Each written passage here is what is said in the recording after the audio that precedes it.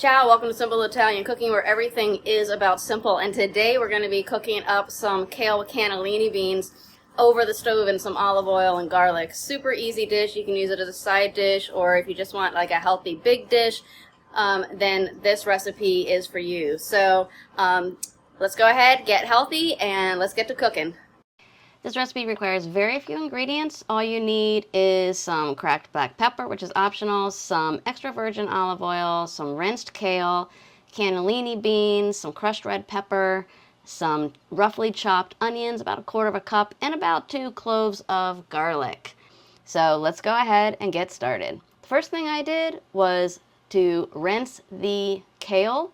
I got this packaged from the store, already chopped, saved me a lot of time, but I like to rinse it, even if it says it's been pre-rinsed. I soak it and I rinse it, and I use my salad spinner to get out that excess water. By the way, all the links for everything I'm using are down below, including this actual recipe. I set my kale aside and I go ahead and heat up about 2 tablespoons of extra virgin olive oil over a medium heat, a medium saucepan over medium heat. And then once that's warmed up, I add in my garlic and my onions. And I want to saute them over a low-medium heat until the onions are translucent, because I really don't want them to be crunchy. And that's going to take about 5 or 8 minutes or so. Just keep an eye on it, and you want to make sure that your garlic does not burn. If it starts to get a little brown, just turn down the heat. That's totally fine.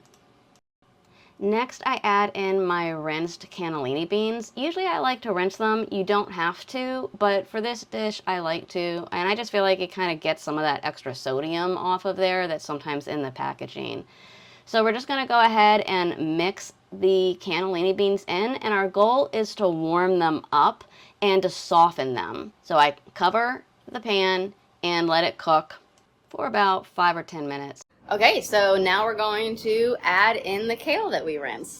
And I do add an extra drop of water. That just helps get the steaming process going. You can see that's a lot of kale. It's piled high. Don't worry, it will wilt down. Just cover it and turn your heat to a low. Okay, it's been about 10 minutes, so let's take a look here. And yes, it is looking beautiful. I love that green. Oh, it's so delicious. So I'm just going to go ahead and give it a mix. Make sure there's nothing that is really hard. I don't like mine too soggy. If you like yours even more wilted, just put the lid back on, cook it a little longer. But this is how I like it. I don't like it where it's really, really overly wilted. Plus, I want to keep as many nutrients in there as possible. And the cannellini beans are really soft too. In fact, they're getting nice and creamy. I can see it when I move them around. So I'm going to go ahead and add in some cracked black pepper. I love this particular grinder. Links again are below if you're interested in it.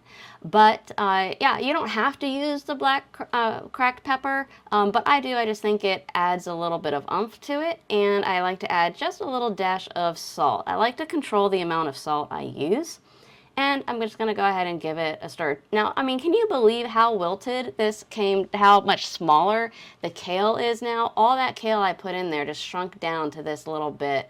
By the way, if you love Italian food, especially recipes that are easy, then go ahead and give us a like, and please subscribe to the channel. It really helps. But it really was delicious. It was full of flavor. It had that kale flavor, and I love it with the cannellini beans. And you just feel so healthy eating this. So I actually did not use this as a side dish. I just used it as a main dish. I just wanted something that was kind of light and yet refreshing, like filling, and made me feel just really healthy. So if you have your own tips for this, make sure to comment below, and don't forget to add in the red pepper flakes. I hope you enjoyed this recipe. Make sure to sign up for our newsletter for more recipes delivered right to your inbox. Thanks for watching. Grazie e ciao.